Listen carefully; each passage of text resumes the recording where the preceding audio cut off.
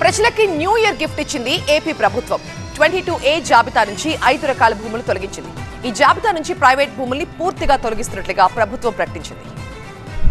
నూతన సంవత్సరంలో అడుగుపెట్టిన వేళ ఏపీ ప్రజలకు రెవెన్యూ శాఖ న్యూ ఇయర్ గిఫ్ట్ ఇచ్చింది. ఏపీలోని పలు ప్రాంతాల్లో అర్హత ఉన్నప్పటికీ ప్రభుత్వ రికార్డుల్లో నిషేధిత జాబితా 22Aలో చిక్కుకున్న భూములకు విముక్తి కల్పించేందుకు రాష్ట్ర ప్రభుత్వం నిర్ణయం తీసుకుంది. గతంలో భూముల రీసర్వే నిర్వహించగా అర్హత ఉన్న భూముల్ని కూడా 22A జాబితాలో చేర్చారనే ఆరోపణలున్నాయి.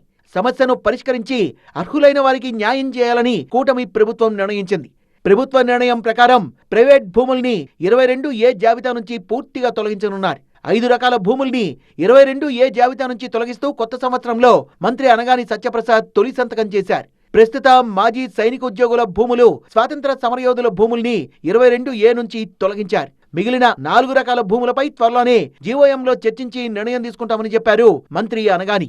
జయలక్ష్మి గారు ఏదైతే గైడ్ లైన్స్ ఇచ్చారో 22A నిషిద్ధ జాబితా నుంచి తీసేయడానికి ఇవ్వాల్సిన 9 అంశాలు ఇచ్చారు. దాంట్లో 5 అంశాలు ముఖ్యంగా ఏదైతే ప్రైవేట్ భూముల్లో ఉన్నా కానీ, స్వతంత్ర సమరయోధులు లేకపోతే సైనిక ఉద్యోగస్తులు ఎవరైతే ఉంటారో వారికి ఏదైనా ఒక్క డాక్యుమెంట్ ఉన్నా కానీ, లేకపోతే ఏదైతే సైనిక ఉద్యోగుల రిజిస్టర్ ఉంటుందో దాంట్లో మాజీ సైనికుల రిజిస్టర్ ఉన్నా కూడా తప్పకుండా 22Aలను తీసేయాలని చెప్పేసి, అలాగే ఏదైతే 18/6/1954 కంటే ముందు ఇచ్చినటువంటి అసైన్ భూములు వెంటనే తీసేసేయాలని చెప్పేసి, ఇట్లా పలు అంశాలపైన చర్చించి ఏదైతే తీశారో 5 అంశాలు కూడా మేము 22A నుంచి ఇమీడియట్ తీసేయమని చెప్పాము. చిక్కల భూములు, అలాగే ఏదైతే సర్వీస్ ఇనామ్ ల్యాండ్స్ ఉన్నాయో అవి జియోఎంలో పెట్టి ఈ నెలలో అవి కూడా క్లియర్ చేయాలని చెప్పేసి మేము ఒక ఆలోచనలోకి వచ్చాం.